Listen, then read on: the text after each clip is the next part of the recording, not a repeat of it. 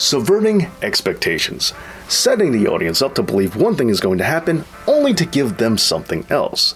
Very difficult to do in professional wrestling, which is exactly why we're here to discuss it. Because today is a really good time, as it is the topic of this episode. And if you want to know the secret, well, just watch the rest of the video, as we're ready to talk about subverting expectations, so why don't we just go ahead and dive on.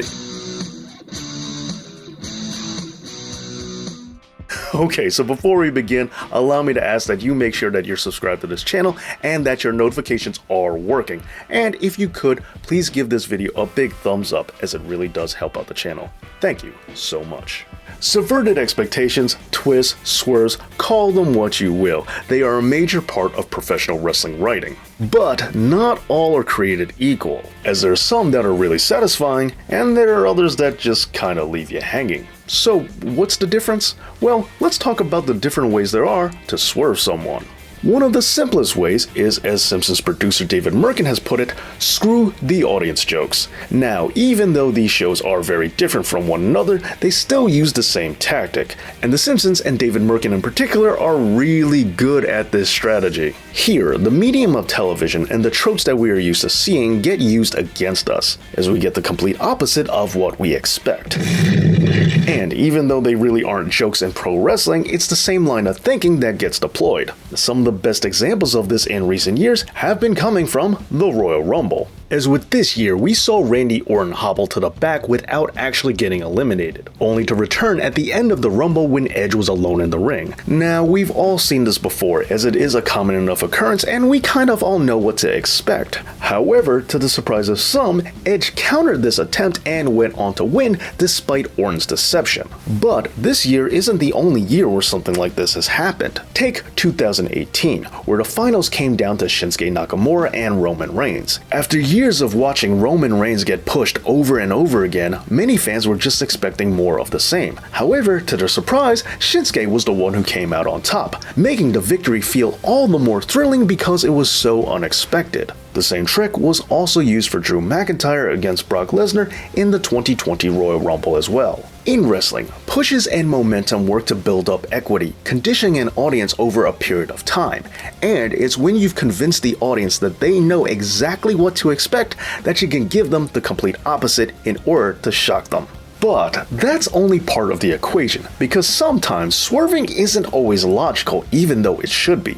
Take, for example, Survivor Series 1998. Leading up to this event, Stone Cold Steve Austin was fired by Vincent Kennedy McMahon, only to return to Monday Night Raw, kidnap McMahon, and embarrass him on TV. We would later find out that it was Shane McMahon who had hired Austin back to the company, only to then turn on him at the Survivor Series pay-per-view, as he was really aligned with Vince from the beginning. Wait, what?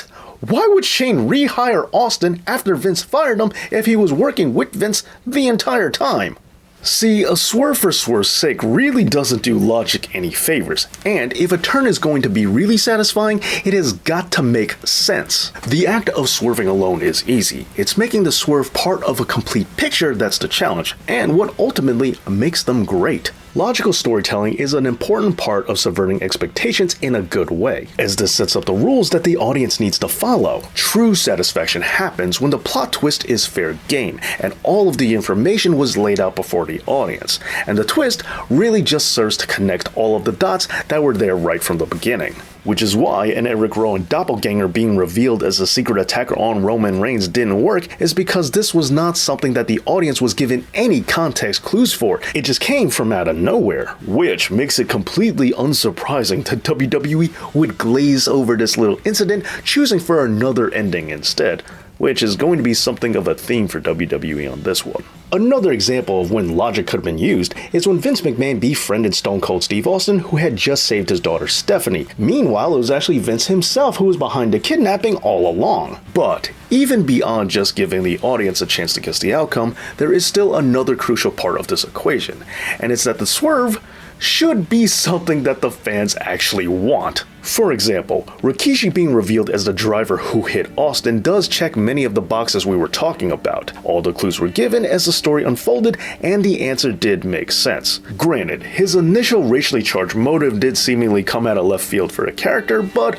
other than that, everything did line up. However, aside from that, one of the major reasons why this isn't loved as one of the greatest wrestling mysteries of all time is because no one ever asked for Rikishi to become a dominant villain. No one was asking for Too Cool's dance partner to be the mastermind behind a vicious attack that put Austin on the shelf for a year. And it seems like WWE knew that, because they eventually retconned the plot to have Triple H as the real orchestrator behind the scenes. But by then, it was already too late and the story ship had sailed. If someone is going to turn out to be the big bad, then it should be a wrestler that the fans really wanted to see turn heel. A good swerve should serve as the solution for something that the fans wanted anyway, before the storyline ever began. And not living up to this is the overall issue with so many disastrous storylines. For example, it's not like anyone was asking for Hornswoggle to be revealed as Vince McMahon's illegitimate son, which is probably why they eventually mulliganed that plot twist as well. But now, to tie things all back together, let's quote writer William Goldman, who said, "Give the reader what they want, just not the way they expect it."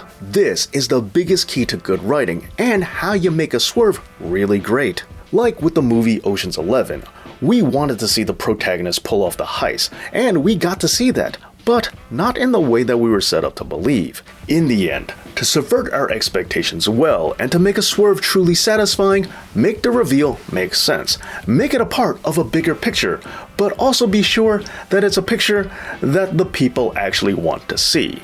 And when you finally do reveal the entire thing, be sure to do it in a way that they just don't see coming, because that's where the true power of a swerve really comes from.